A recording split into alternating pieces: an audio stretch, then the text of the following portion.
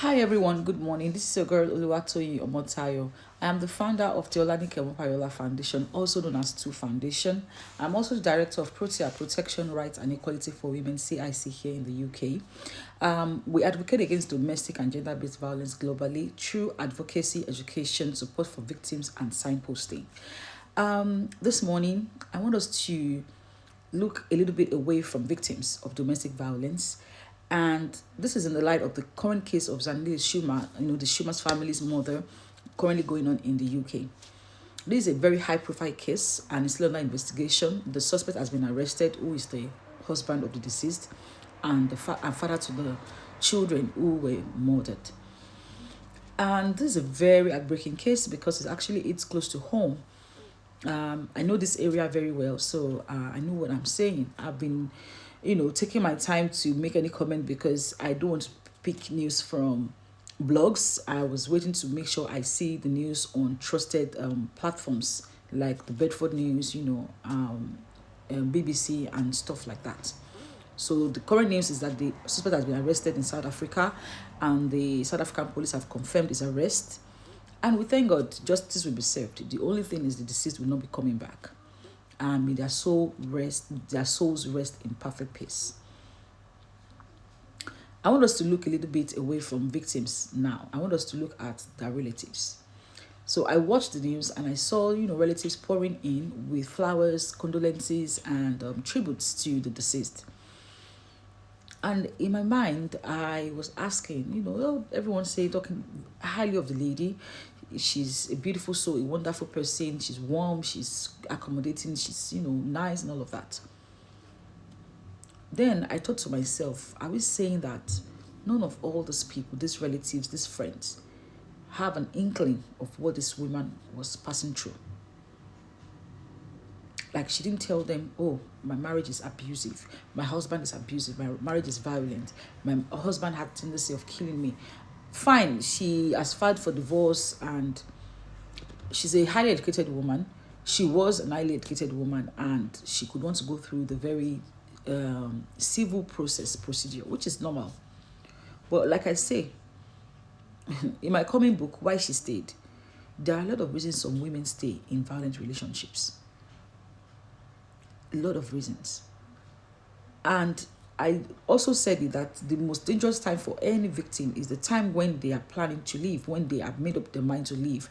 And the second most dangerous time is after they have left. And these cases are proving all the things that we preach, that we talk about, that we advocate against. So as relatives and victims, what have been, what steps have you taken to support these people to save their lives?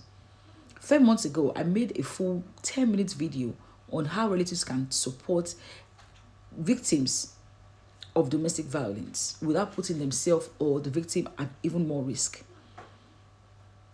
When people come to you to tell you they are going through domestic violence, what do you say? I'm not surprised at the level of attention their wealth is getting online. Every blogspot seems to mention the amount of their house, how it has swimming pool, how they're living on a millionaire street, the children attending private schools and all of that.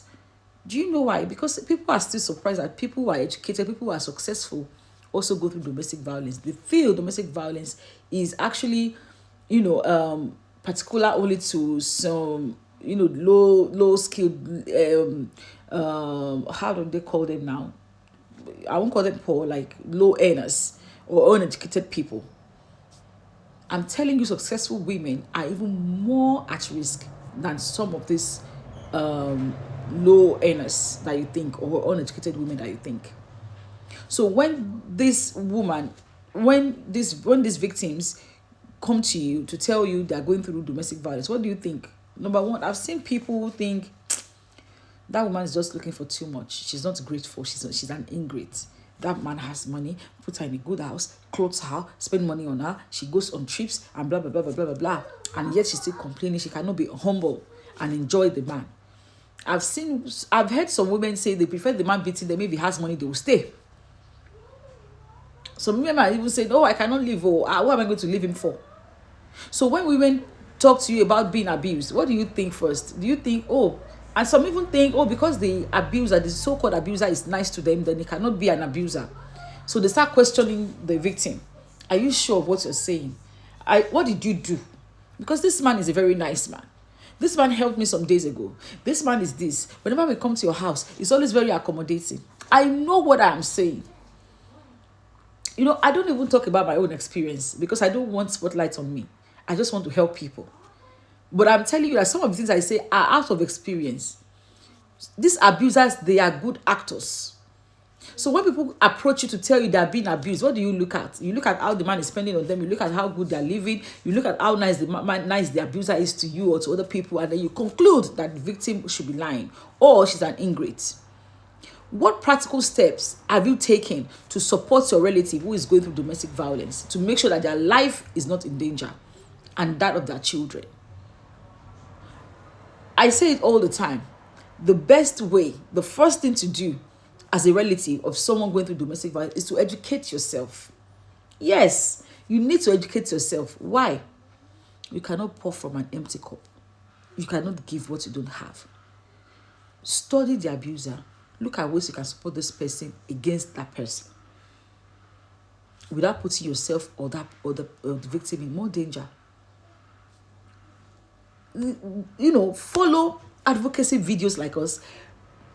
Engage them. Let the messages go far and wide. We beg all the time. Please engage. That is why I do Instagram live chat, because I do not have money for podcast. And I'm eager to get the message out there. And all I have to do is just beg you guys. That is what social platforms are, they have called. That's a new policy. The more you engage, the more the message go far. But people would rather die than engage in meaningful posts.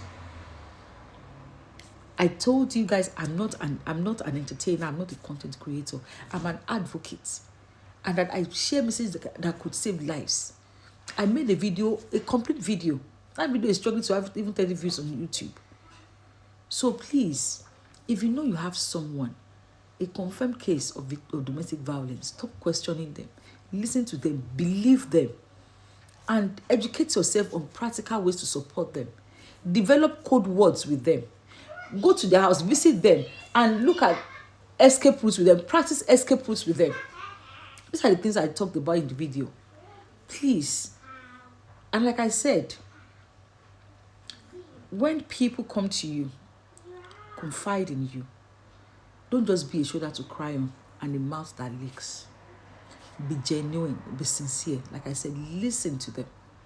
Stop looking for loopholes. Stop looking for what did you do. See, there's no justification whatsoever on earth that for anyone to take anyone's life or to even hit anyone. Talk about she cheated. Talk about DNA. Talk about this. Talk about that. It's no justification. The only way out is to leave. Divorce. But we all know that these abusers, they have very fragile ego, low self-esteem. They can't take no for an answer. Some people are keeping their victims not because they love them, but because they cannot stand to see them happy out there with somebody else. They love the intimidation that they give at home. That is the only place they have power. They want power. They want control. So when we tell you, it's not just about leaving or telling the victim, when the victim comes to you to tell you they're going to do this, just leave now. No, don't tell them that. Living requires more of strategy than strength. The women are already strong for even living with a monster like that. So they are strong, they have the strength. What they need is strategy and support, which they need from you. So please, let us move from just being the onlooker. Don't let us wait until our loved ones become headlines. Let us move to support. Educate yourself. Watch videos like this. Educative advocacy videos that could pass information to you that could help your loved ones out of a dangerous situation. Help them, support them, be a trusted ally, be a confirmed ally. When their call rings on your phone, even if they're both calling you, pick it up. You could be saving somebody's life. Don't wait till it hits close to home. This video right now, try and watch it. It could save someone that you know. Share it. It could save someone that you know. Thank you. Still your girl Oluwatoyin. Until next time. Bye. Thank you.